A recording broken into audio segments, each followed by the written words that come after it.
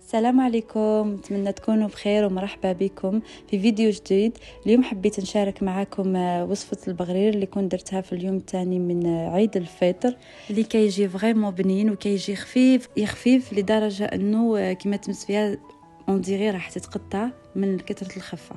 في هذه الوصفة نحتاج 3 كيسان سميد يكون رطب، ملعقة كبيرة فرينة، ملعقة كبيرة سكر، ملعقة صغيرة خميرة الخبز، ملعقة صغيرة أنا درت ما يعادل 5 غرام تاع خميرة الخبز، ملعقة صغيرة ملح. خلطت المواد الجافة مع بعضها، درت 4 كؤوس من الماء الدافئ.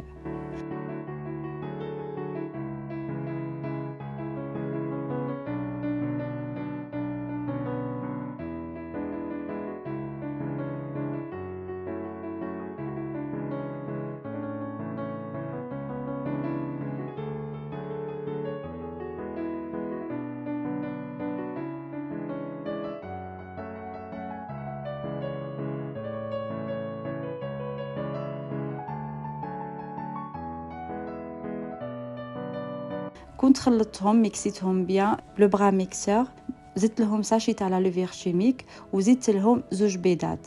البيض راح يخلي البغرير يكون خفيف كيما تاكلو تحسوه يتقطع وحده تالمو راهو خفيف.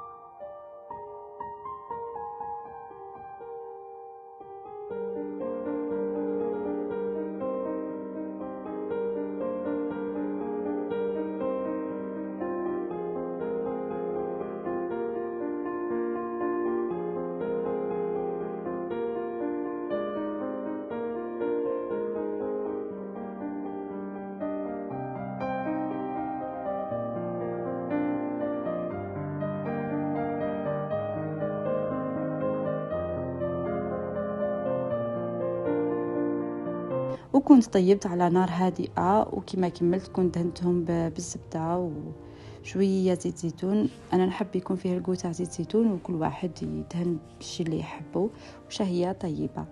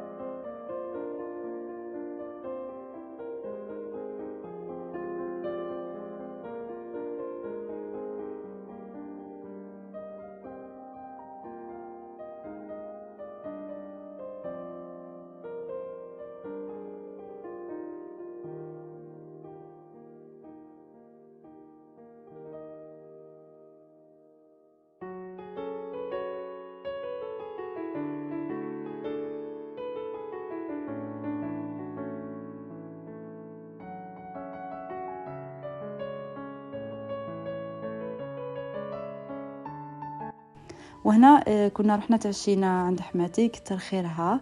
Ma belle-mère nous a invités pour manger le deuxième jour de l'Aïd. Elle nous a préparé un très bon couscous. C'était délicieux. C'est vraiment gentil de sa part. Je la remercie d'ici. اي فوالا دونك اون باسي سواري مع هاد لي غاتو، مع هاد لي فروي اللي كانت حضرتهم ما بالسيغ. نقول لكم صحه عيدكم ونتمنى تكونوا عيدتوا مليح، وربي يحل اياماتنا كامل ان شاء الله. نتلاقاو في فيديو جديد، وما تنساوش الاشتراك اللي ماهوش مشترك، والى فيديو واحد اخر ان شاء الله. سلامه.